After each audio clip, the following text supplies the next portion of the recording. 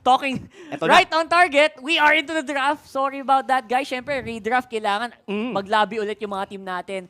Here we go. Yes, ito na mga kaibigan. So, anything can happen dito. Sa game number 3 kayo, kung anong nostra nyo. Ano ba sa tingin nyo? Sino dito sa dalawang team na to? Don't forget to comment dyan sa ibaba kung sinong sinusuportahan nyo. Pero to be honest, sa inyong lahat tayo dito, panalo sa pagpanood For sure. pa lang nitong ng series nitong dalawang team na to. And so far, I think nawawala na yung focus ng NXP for going for bans agad on the tanks, the big tanks, which is very, very good para kay Chuck. Baka, Oo. feeling ko kung yung execution, first pick tank na ako, no? Exactly. Kasi for sure may mawawala at mawawala eh. And the bans are for the Yuzong. I think Yuzong obviously deserves a lot of banning. Despite the nerf, kahit na nerf na itong hero na to, napakahapdi pa rin talaga. Especially pag nag-compress yung mga kalaban mo sa paligid mo, aabsorban mo lahat ng ano.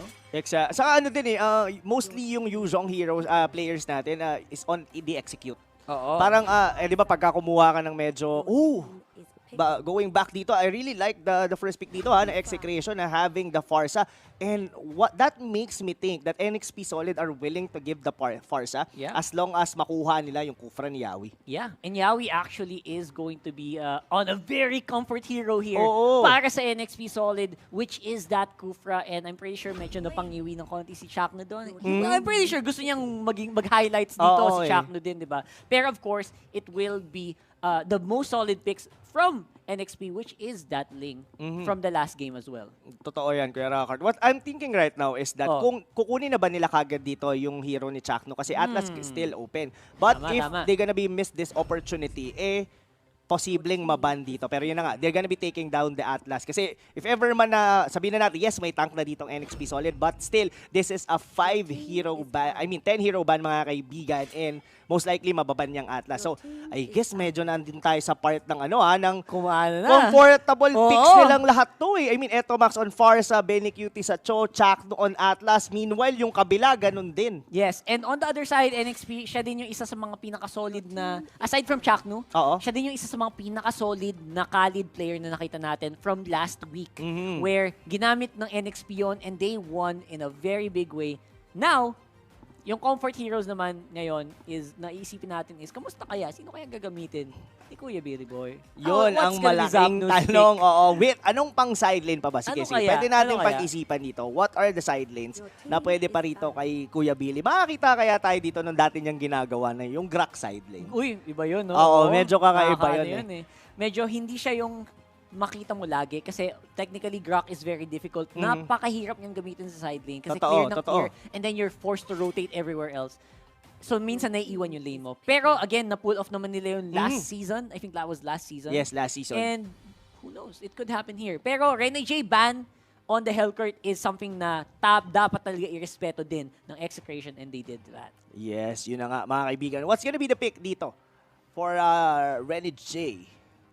So I really like the band din ng ng Hellcourt Oo, Kasi isa rin talaga yan sa mga heroes ni ni Renny J, and the Cho na nasa kamay dito ni Benny Cutie. Comfort na comfort yan for Oo, Benny and Esmeralda is ban, and that might be parang Pamilyar to Yes, I mean, Gato Kacha, probably baka magpalit sila dito. Will Rene J be the one to use the Khalid? Kasi I think MB is the one who's using the Gato Kacha for the side of NXT That's true, Solid. that's true. Kanina, he was the one who used it, and pwede din namang si Rene J going for the off-lane Khalid, which is uncharacteristic, pero it still works, and tama pa rin naman sa roles.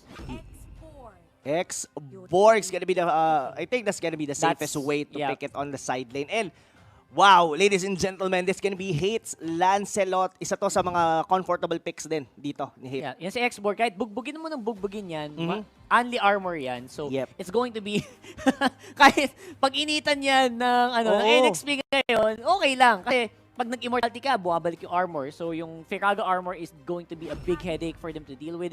And Hate gets a big comfort pick on the Lancelot. Napaka-komportable ni Hate dyan. Totoo yan. And I think, I was thinking kay Chester kanina if they're gonna be picking the Chango. But I think the Kagura, it actually makes sense in terms of team fights.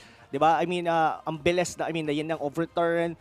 Pero ikaw, Kuya Rockard, the game has been set. Nandito na yung mga heroes dito ng ating mga teams. Who would you pick Yeah, I give you the first one. Sino sa tingin mo dito for game number 2?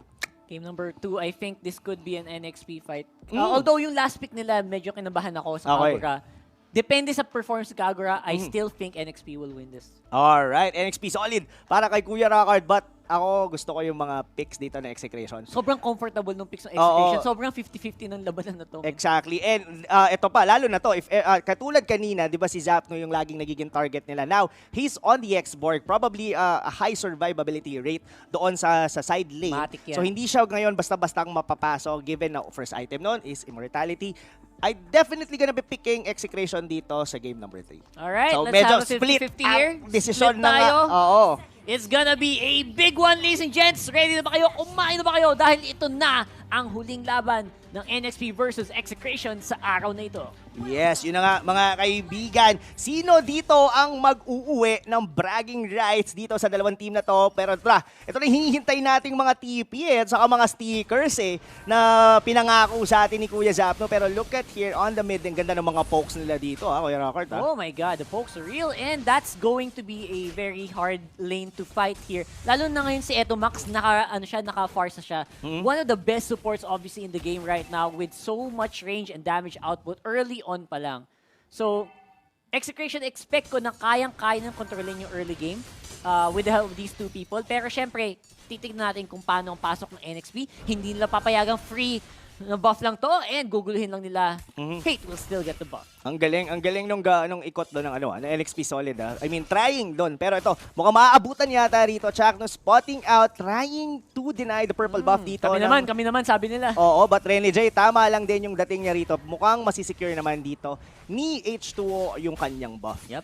Very close to level 4, so I think we will expect a lot of big team fights here. Pero again, what is going to be the setup? Paano kaya yung gagawin ng NXP dito to actually invade? Kasi this is gonna be a difficult jungle to invade. Hindi nila magagawa yung mga usual na ginagawa nila na papasok sa jungle nung walang problema.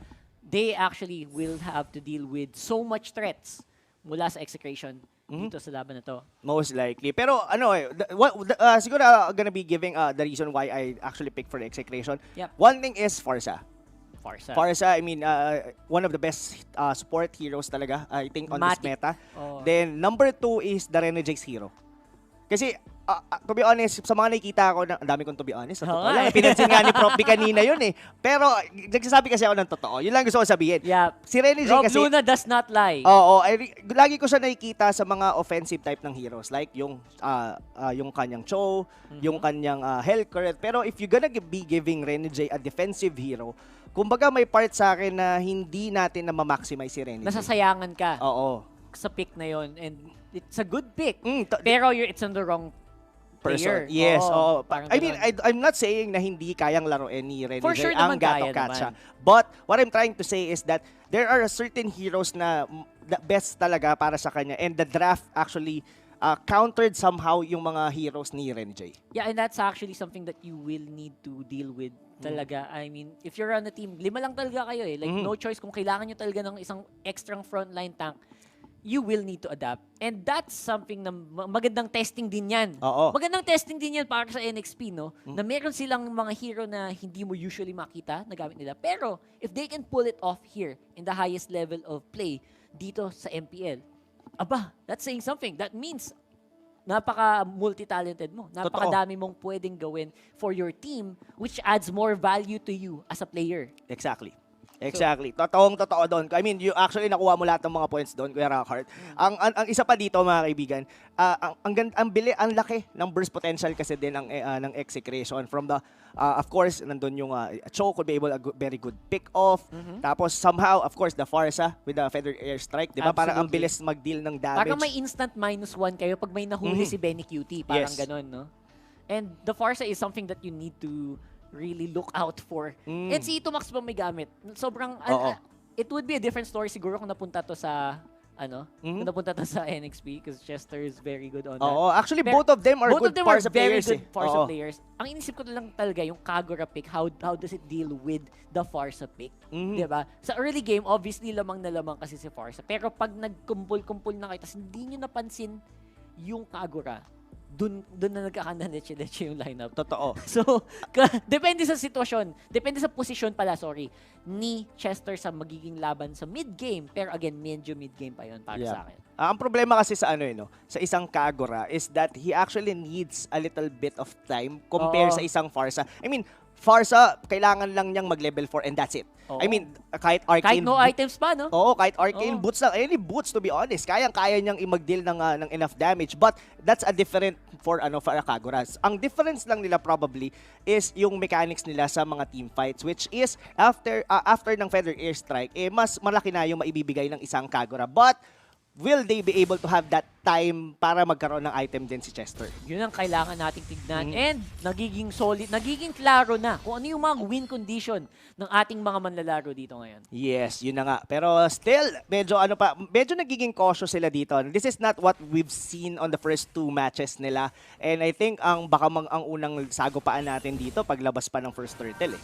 Yeah, for sure, the first turtle is going to be the biggest deal. Lalo na si H2O. Matang-mata niya yan. Like, if he does not get the turtle early on, that's gonna be a problem. But looks like it's gonna be a team fight here sa mid lane. Mga kaibigan, si Hate na nadulas yata dito. With H2O picking up the first blood. I think he wanted to dive further. Ang maganda kasi doon, Kuya Ra, ang ganda ng pwesto din doon ni Renny J. Naka-ready yung niya doon, yung tawag dito, yung pag-taunt niya doon, tapos naipit sila, even with the Jeet Kune Do doon. Pero wow, what a very timely play doon for Pero dito tumalon si Yawi not being hitting with Benny Cutie and ang daming TP kong nakita doon. Yep, that's a lot of TPs and Benny Cutie showing na napaka-confident niya. Kayang-kaya mag-survive there on the bottom lane. Pero ngayon, Turtle in 10 seconds, ano ang magiging reaksyon ng Execration dito? Yes, but still, they're still waiting na mag-level 4 dito. Ito yung yung timing minsan pagka sa purple buff, pag kinuha mo siya agad, sumasakto siya sa labas din ng Turtle. Exactly. So, ito na yun. Now that meron ng buff si Hate kahit paano, wala siyang orange pero may blue siya, so kaya niya mag-skill spam ng konti para maging mas komportable sila dito sa laban, sa ilalim ng Turtle, which is mangyayari na yata in a few moments. Execration, inunahan na agad ang NXP. NXP going in and starting to do the collapse. Yes, pero wala yata ditong pangpalipad si Eto Max, but the ultimate coming from Yawi will be there just to secure. Chester will be taking down that Farsa. One man down for the side of Execration. But ito na kaya, kukunin na kaya nila dito ang Turtle ng NXP Solid. Nga ba sinasabi natin mga kaibigan, now NXP after 1 kill lang on Ito Max, si Farsa pa nawala. No more vision and no more damage output. They could do this, pero syempre dahan-dahan muna. Chakno, gahanap ng pwesto, looking for the big fatal links. Secured by Renny J ang Turtle, hindi nabigay kay H2O. Ang ganda ng Fatal Links pero hindi enough yung follow-up dahil si Eto Mac, isa lang yung tumama dun sa Feather Airstrike. Raging Sunstorm will be there. Yawi dito, pinapakuluan, pinapainitan dito ni Paring Zapnu. H2O going all in and MB still alive doon sa may bandang likuran ng NXP Solid. Napakagandang pasok nun. Of course, we still have a sacrificial lamb here. Yawi going down. Pero again, Turtle on the wrong target. So masakit-sakit si Renny J dito. Akala yata niya Hellgurt pa siya eh. Ang maganda sa ginawa doon ng NXP Solid is hinold nila si Chakno. Kumbaga hindi nila pinilit yung Lord. Then yes, nakakuha ng magandang Fatal Links. Actually tatlo or actually 4. Pero yun nga lang hindi umabot doon yung backup dito ng Execration. Still, they could be able to pull off at least killing Yawi on the process and MB medyo nabuhay siya doon. Ang pinakamalaking doon is nahuli si Hate. Yeah, sobrang sayang nung engage si Chakno kasi yung follow-up kulang lang din. Tapos nahuli pa nga si Hate. Which is naging napakalaking problema dito para sa Execration. Now, it is going to be NXP barreling down! Beautiful Tiger's Revenge and the Fatal Links para makaganti. Pero makakatakas naman ng NXP doon sa engage niya with Renny J with the zone. Grabe! Panigurado? Grabe! Ito, Kuya Rockert, sobrang MVP ng mga galawan dito ni Yawi. I mean, yes, with the Tyrant's Revenge doon, huli niya kagad yung dalawa. At then as well, Renny J just zoning out with the Avatar of the Guardian, giving an anxiety dito kay Eto Mac. Hindi siya basta-bastang makapag-feathered airstrike. That's kasi true. Pwede siyang biglang talunan ni Renny J. And Renny J definitely knew when to go in.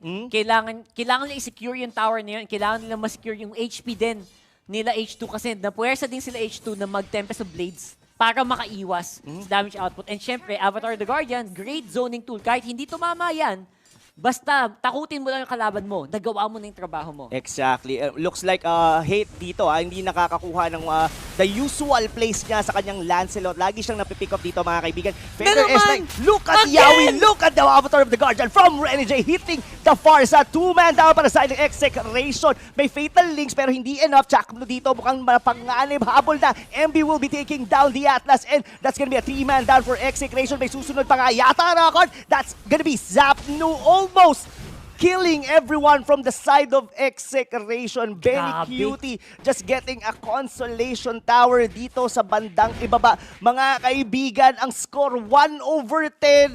Naku po, delikado sa social media ang mga ganitong score. Nako po, oo, napopost ang mga ganitong score mga kaibigan. We will have to see if Execration kaya ba nilang i-tilt back ang laban na to because that is becoming very difficult for them to win. Lalo na ngayon si H2O nakuha na yung turtle na dapat sa kanya. They will go for a fight once more on top lane. Ayaw pa magpapigil, ayaw magpawat.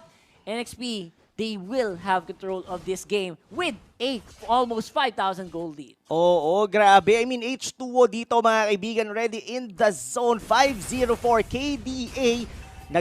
Literal dito, Rockhart. Talagang nagsusnowball na rito ang NXP Solid as of 7 minutes into the game. They could be potentially na mag-deny na Si rin Hate! dito. Pero si Hate doon na naman yung Nahuli nahuli. naman. Same Oo, spot? Same spot. Ang matindi rito. Kung ano yung score ni H2O, yun naman yung kabaliktaran nung kay Hate. Baliktad na baliktad as in. I cannot believe my eyes. Okay, here we go. Ito, Max. Tuloy-tuloy. H2 ayaw pa rin mapigil with Chester in danger though. With the last Insanity, Zapnu na-takedown naman niya ang kanyang karibal. Pero for the meantime, lamang pa rin on the map. Everyone else starting to get in position for a big push. Totoo yan mga kaibigan. 4,000 lead pa lang naman dito ang NXP Solid. And what's, at least there's still gonna be a good juice for Execration because they do have here the Farsa that could be able to withstand or at least go into the late game. That Way of the Dragon ni Benny QT pero hindi yata enough, but the Feather Airstrike will be there. Chaknu will be taking down the life dito ni Yawi. And Avatar of the Guardian out for Renny J. Yup, dahil doon and of course they will still get something for that. Ang problema dito, nagiging hit or miss na, slowly yung mga engage ni Yawi magiging problema kasi pinsan pag sobrang ganda ng momentum mo, mapapa-go ka na mapapa-go. Oo, Alam mo kumbaga yun? parang ano eh, parang in-hit ka eh. Oo, in-hit Oo, eh, gigil diba? na gigil ka. So parang you have the momentum, you tend to probably commit mistakes kasi nga more on aggression ka going forward. Pero ito, mukhang triangle Behind enemy defense yung lines! pinapakita rito for Benny Cutie pero isipa, kinounter ng Tempest of Blade. Pero Where you H2O, going? para sa likod, eto Max, tamang-tama yung pasok niya pero ang bilis tumalon sa pader doon ni H2O and still gonna be alive dito sa laban na to. Grabe yun. Wala akong masabi doon. Natahimik ako. And of course, makuha pa rin ng NXP yung turtle sa top lane habang nangyayari lahat ng to. H2O should have died. Oo. Pero hindi pa rin talaga. Isang ano na lang yun eh. Isang one hit na lang Isang yun one hit, isang kiliti. Look at that, mga kaibigan. My Yawi gosh. dito trying to check on the bushes dito. Mga kaibigan, still, this is an NXP Solid. A game to lose para sa kanila. It's up for Execration to hold dahil isa na lang or probably yung torrent nila dito ay nauubos ng paunti-unti sa kanilang tier 3 turret na lang halos yung nabubuhay sa kanila aside from the top lane. That's right. And I think gusto na rin tapusin ng NXP Solid yung bottom lane second and yung top lane second. So this is a lot of gold. Sangkatutak na gold pero mahuli ba nila sa H2O? Will be going down there. Yawi with a big engage. Fatal Links mag-isa. Ganong kakamahal. Neto. Buhay pa din! Buhay pa din! Kuya Rakard! Grabe naman si Boss Yawi going Oo. down with the last Insanity. Pero looks like H2O kuha pa rin ang target sa gusto niya. That's Zapnu once more on this X-Board. Grabe, still 4-man down sa Execration. Si MB tumambay na sa base dito ng Execration. Sabi niya, ako na lang bahala dito mga tol. It's gonna be Eto Max na lang ang buhay. This could be it, This Rockhart. could be it, man. A very, very strong finish kung sakali. NXP wants to go in. Tower lock, base lock agad. Pero, Buhay looks pa. like Eto Max, Wala minion wave. walang minion wave. Sinakripisyo niya sarili niya para maklear. Oo, wow. Buti na lang nandun si Eto Max. Hindi pa tapos yung akalain yung laro dahil nandito pa ang Execration. Di pa. Humihinga pa mga kaibigan. And it's still going to be a 9K goal lead. A very solid 1 at 10.5 minutes. Pero, again, hanggat hindi bumabagsak ang base, hindi pa tapos ang labanan. Hate going out of the Phantom Execution. Pero ang problema, bawas niya. Nasaan na? 063 on that Lancelot. Yes. Ang kumbaga parang ang naging play doon ni Chakno sa tara tanggalin na muna natin sa equation si Yawi. Pero grabe yung kunat doon ni Yawi. Yes, nakahuli pero ito mukhang ang speaking of huli, that's gonna be Chester. Pero si Ember rito, mukhang siya yung susunod. Look at the damage. Eto Max dito, medyo nararamdaman na ng NXP Solid. Medyo kailangan mo nang i-hold ng NXP yung kanilang aggression kasi pwede pa din kumambak dito ang Execration. Yep. Malaking bagay yung -1 and again, kita nyo naman walang 0-6-0-6. Pag nag-item lock, pag nag-late game, lahat na kayo full items. Kahit anong standing yan, ganun pa rin. So I think yun yung ginagawa, sinusubukang gawin ng Execration ngayon. As in, clear mo lang lahat ng minion waves hanggang umabot na naman tayo ng 30 minutos dito. At pantay-pantay na naman tayo. Feeling ko, pinlano ni Ginoong Valdez to eh. Tingin ko. Nasabi niya, sige, paano muna natin sa early, tapos comebackin nyo. Then, yung sa malaking dulo, comeback. bahala na kayo kung sino makakuha. Oo. Good luck, di ba? Good luck good kung luck na mangyayari yun. And tingnan natin kung magiging sagot ng NXP is patagalin pa ba natin? I don't think so kasi Luminous Lord na to, Kuya Robert. Big deal na to. And Chakno, all eyes on Chakno dito. Kasi ngayon, kumpul-kumpul kayo, there's a good chance na mahuli kayo if you don't keep your eyes out. Problema, Execration, ang sagot nila, ayaw namin. Hindi kami papatol. Anong akala nyo sa amin? We will wait on the base and we will try to fight you pag dumating na yung Lord. Oo, totoo yun. Kasi Confident, it's gonna be risky for them to be able to dive that one out. Yes, there's a potential na manakaw nila yon pero up until what extent, di ba? So I think they could be able to hold pa rin naman like what we said. Meron silang Farsa dito that still have an item naman. May Lightning Truncheon na si Etomac dito. Could be able to deal damage. Probably makuha, I think basag naman na yung top lane talaga nila. Yes. So it's gonna be okay. So ang sagot dito for NXP Solid is kaya ba nila na i-hold yung mga lanes na halos sabay-sabay? Kasi kumbaga yung Lord, hahayaan na nila yan. Tama. Tapos i-flow na lang nila yung mid tsaka yung bot. Pagsasabayin nila yung gitna saka yung ibaba. So, ang tanong is, kaya bang madepensahan ng Execration And ang I think ito 3-lane yun push? mukhang sakto to. Here we go. Sakto, sabay-sabay. Let's go! Will it be a big team fight or will it be a separate fight on top, mid, and bottom? Let's see, Kuya Rob.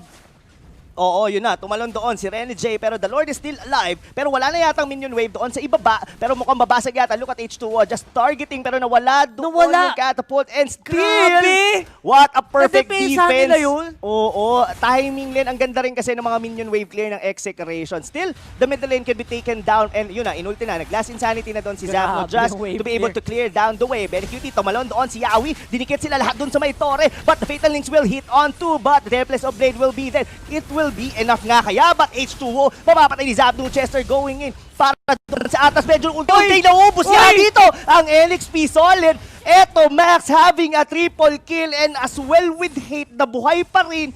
Unang patay niya yon pero at sa shutdown and a wipeout dito, sabi nila dito, takbo na mga tol! Takbo! Pinapatakbo sila ngayon ng Execration. Yung boss nila for sure, takbo kayo sa mid lane, go for it! And take it out as much as you can! Kaya ba? This is 20 seconds on the death timer dito ng NXP Solid. Mukhang oh kaya my God! Kaya yata! Tingin ko kaya to! Kaya to, hold nila to. Medyo tinatangkin nila dito. Tatangkihin nila yan for sure. Dako po, mga kaibigan, that's gonna be base! Dako po, yung base! Hinahanda nila dito. Execration, taking game number 3! Oh my